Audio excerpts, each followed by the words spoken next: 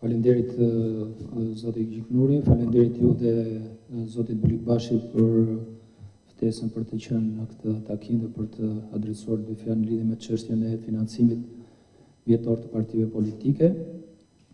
Shkëlqësiu ambasador Taron Gonzato dhe Giulia Ray, të nderuar pjesëmarrës. Në praktikë, sistemi i financimit politik shqiptar përballet me një sër sfidash dhe dobësish, të cilat në mungesë të zgjidhjeve efektive ligjore rrezikojnë të minojnë integritetin e procesit zgjedhor dhe funksionimin normal të demokracisë. Në Shqipëri ekziston një kuadër ligjor për financimin politik, i cili përbëhet nga ligji për partitë politike, si dhe dispozitat përkatëse të kodit zgjedhor. Analiza e praktikës së zbatimit të këtij legjislacioni, si dhe vlerësimet e vetë institucioneve tona tregojnë se ky kuadër ka përshllëqe, paqartësi dhe dobësi serioze, e për këtë shkak kërkohet ndërhyrje e menjëhershme dhe e gjerë. Problematikat nuk janë thjesht perceptime publike, ato janë evidentuar nga vetë Komisioni Qendror i Zgjedhjeve, por edhe nga vëzhgues të ndryshëm. Realiteti aktual tregon se financimi politik në Shqipëri është një problem kompleks dhe i pazgjidhur plotësisht. Përteç shifrave dhe mekanizmave ekzistues ligjor, thelbi i çështjes qëndron tek transparenca, llogaridhënia, barazia në garë dhe besimi i publikut.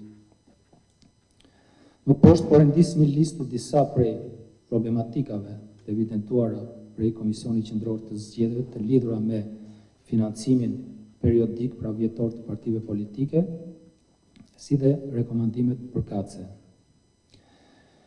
E para ka të bëjë me mungesën e publikimit proaktiv dhe të transparencës së vazhdueshme në lidhje me financimin e partive politike. Partitë politike nuk vendosin në dispozicion të institucioneve përkatëse, si dhe të publikut, të dhënat e tyre financiare, përveç se në momentin kur KQZ i publikon raportet e tyre vjetore, si dhe ato të fushatës. Kjo do të thotë se transparenca realizohet vetëm në mënyrë pasive, qytetarët, anëtarët e partisë, por dhe votuesit nuk kanë akses të drejt për drejt dhe periodik në informacion. Kontrolli publik mbi financimin politik mbetet i kufizuar me këtë rast. Në praktik, kjo situatë krijon një ndek të madh mes standardit ligjor dhe pritshmërive demokratike për llogaridhënie. E me këtë rast, rekomandohet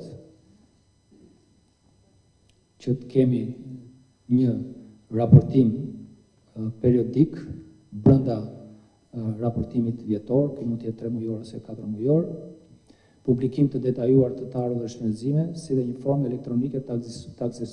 elektronike të aksesueshme për publikun për të konsultuar raportet financiare. 2. Auditim formal i partive politike, i cili është një auditim jo funksional, dhe kjo lidhe me një shpërndarje jo efikase të burimeve të kontrollit të auditimit të bërë nga Komisioni Qendror i Zgjedhjeve. Ligji aktual kërkon kontroll vjetor për çdo parti politike të regjistruar. Megjithatë, sipas praktikës së KQZ-s, mbi 50% e partive të regjistruara nuk kanë marrë pjesë në 4 proceset e fundit zgjedhore. Mëtej akoma, nga 135 parti politike të regjistruara, 84 prej tyre nuk kanë dorëzuar raportin financiar vjetor për vitin 2024. Kjo situatë tregon se auditimi realizohet shpesh në mënyrë formale, burimet administrative shpërndahen mbi subjekte pa aktivitet politik real dhe konkret, fokusimi tek partitë me ndikim real politik është i dobësuar. Vetë KQZ ka evidentuar nevojën për kalimin drejt auditimit të bazuar në aktivitet financiar, status aktiv dhe përfitim fondesh publike kryesisht. Në këtë rast rekomandohet një auditim i bazuar në risk dhe në aktivitet real. Kontrolli financiar duhet përqendrohet tek partitë me aktivitetin financiar real, subjektet që përfitojnë fonde publike, si dhe rastet me indikator risku. Kjo, sipas vlerësimit tonë, do të rrisi eficiencën dhe cilësinë e mbikëqyrjes dhe të auditimit të financave të partive politike.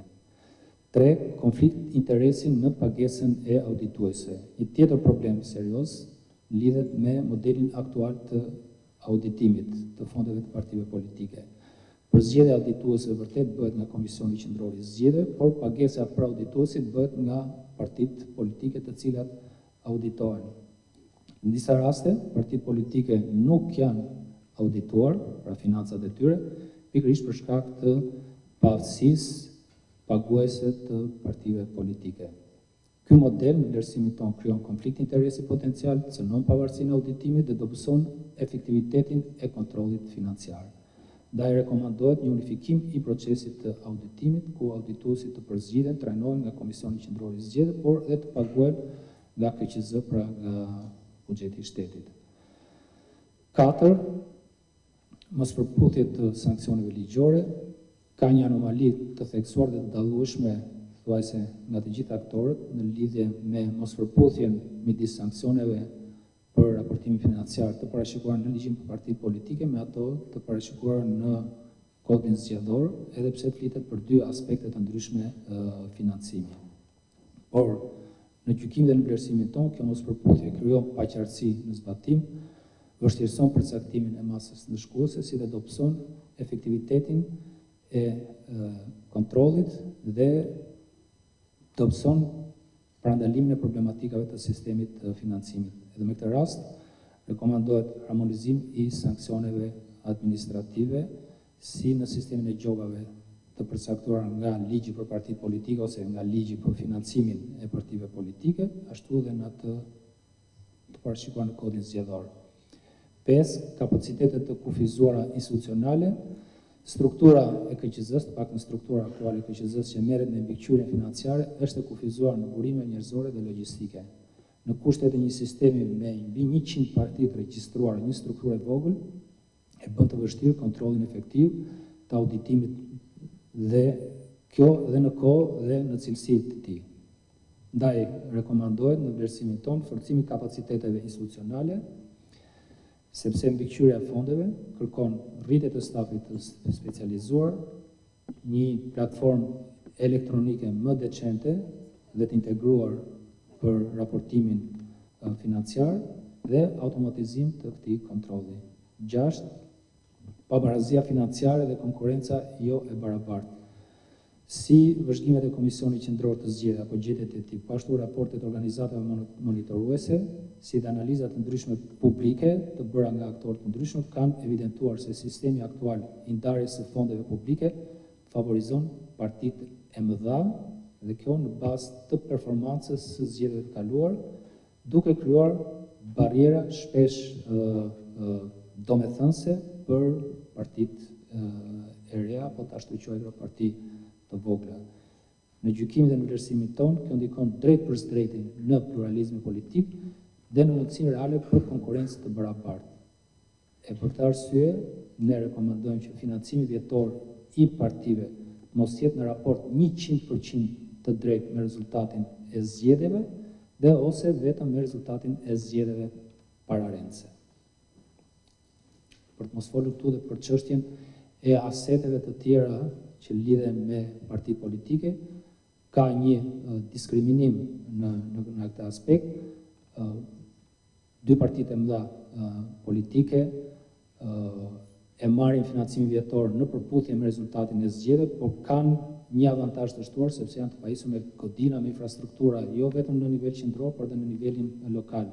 Ndërsa partitë të tjera parlamentare, të cilat sipas ligjit kanë të drejtën për të përfituar fonde publike, nuk kanë mundësi për të kompensuar për zyra apo seli si nivelin qendror dhe në atë lokal. 7. Mungesa e transparencës në donacionet private dhe rreziku i ndikimit të paligjshëm.